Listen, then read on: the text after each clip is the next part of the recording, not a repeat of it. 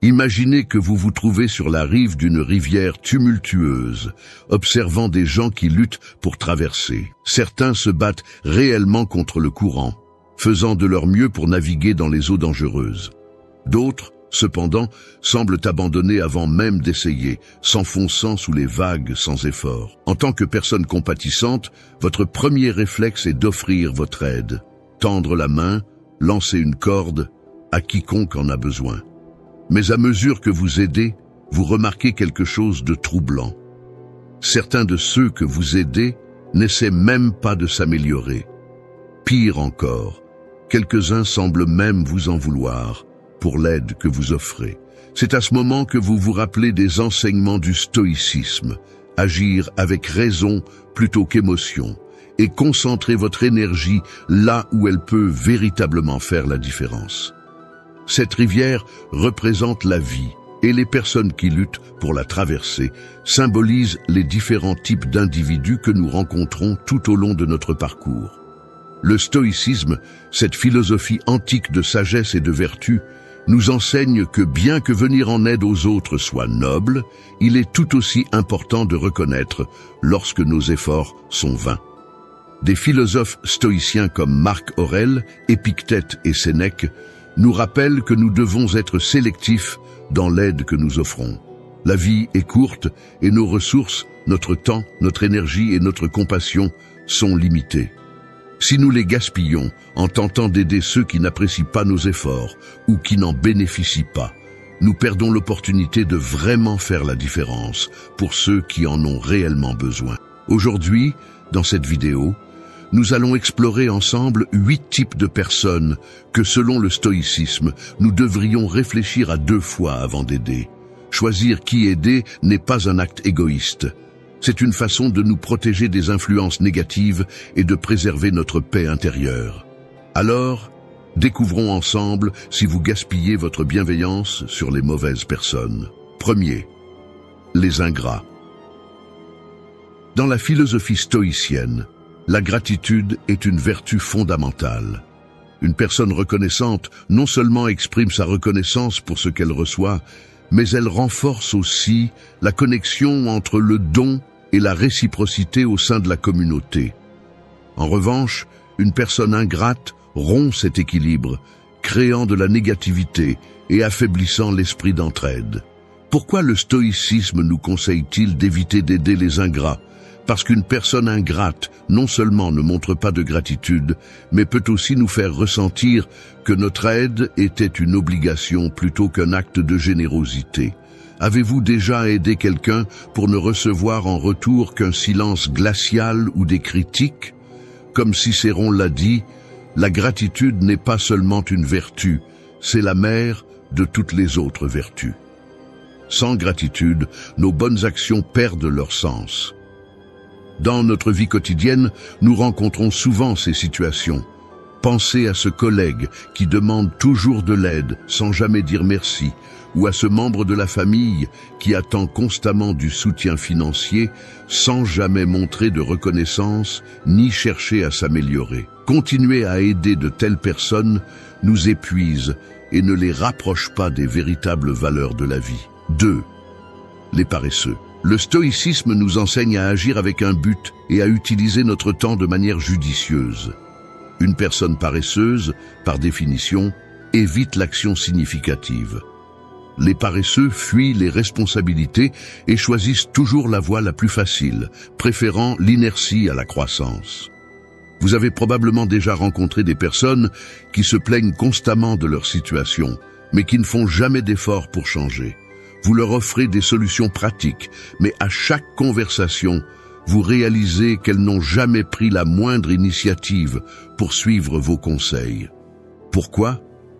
Parce qu'elles ont appris à éviter leurs responsabilités, espérant que d'autres viendront à leur secours.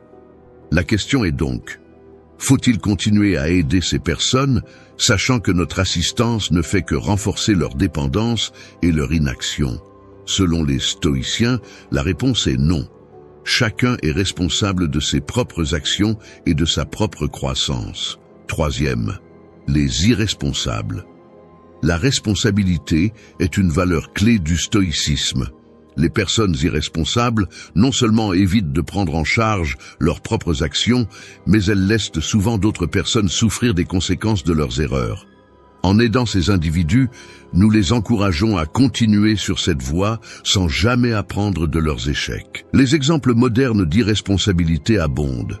Des dirigeants qui refusent de reconnaître leurs erreurs, des amis ou membres de la famille qui ne prennent jamais leurs responsabilités, ou encore des collègues qui comptent toujours sur vous pour corriger leurs fautes.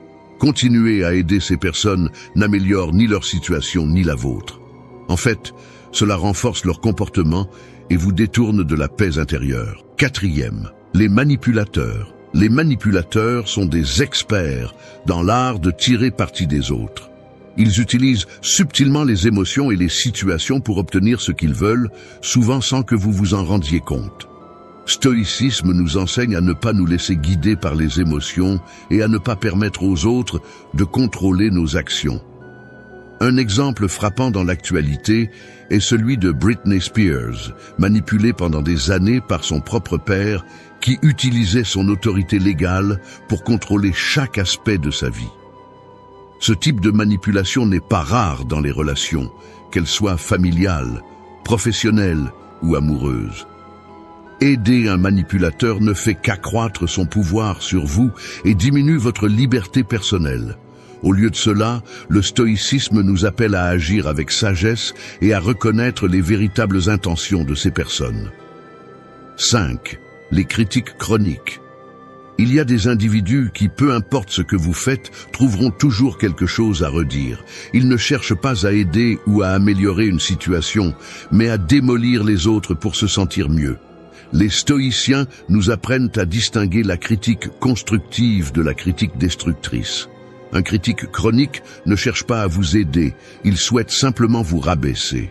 Leur critique constante ne provient pas d'un désir de vous voir réussir, mais plutôt d'un sentiment de malaise intérieur, souvent lié à leur propre insécurité.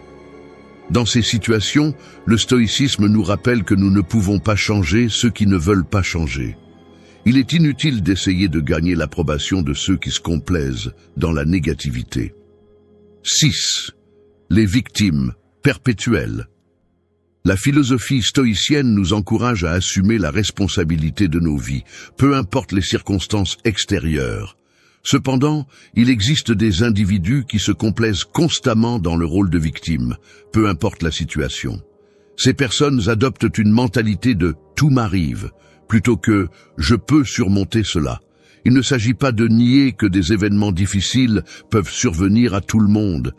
Les stoïciens ne sont pas insensibles aux difficultés de la vie, mais ils prônent la résilience et la capacité à surmonter les épreuves en acceptant ce que l'on ne peut pas contrôler et en se concentrant sur ce que l'on peut. Les victimes perpétuelles, en revanche, n'embrassent pas cette philosophie. Elles refusent de voir leur propre pouvoir dans la gestion des obstacles et préfèrent s'enfoncer dans la plainte et la passivité. En aidant constamment une personne qui se complaît dans le rôle de victime, nous renforçons ce schéma. Cela ne lui permet pas de grandir, ni d'apprendre à se relever seul.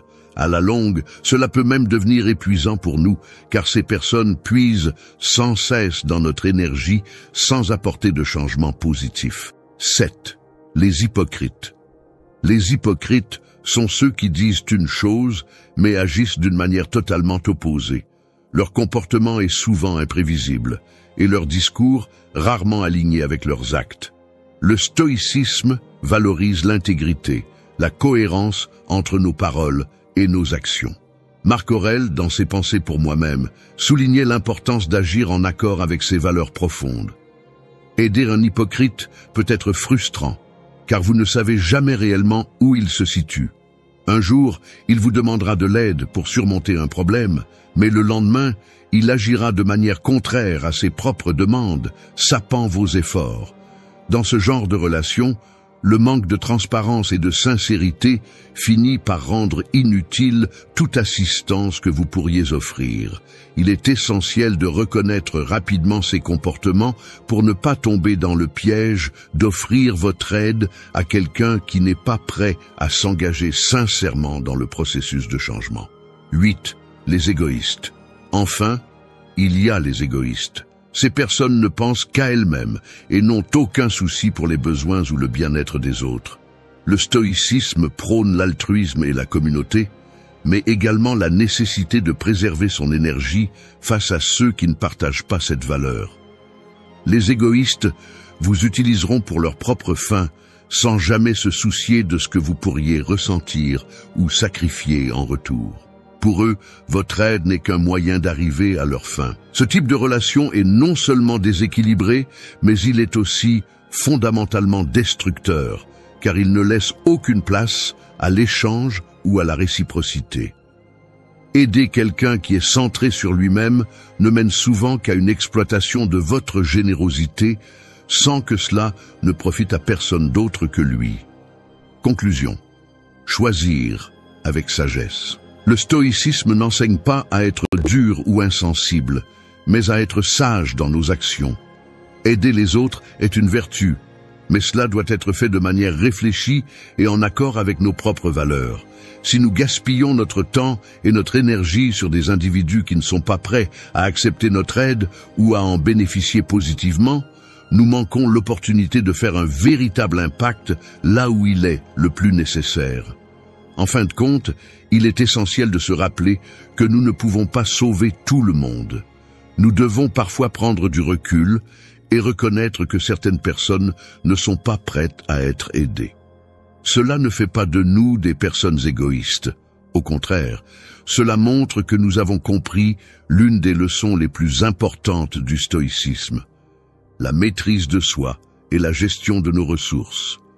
Alors, la prochaine fois que vous vous trouvez face à quelqu'un qui semble avoir besoin d'aide, posez-vous cette question. Est-ce que mon aide sera réellement bénéfique, ou est-ce que je me fais du mal en essayant de sauver quelqu'un qui n'est pas prêt à être sauvé?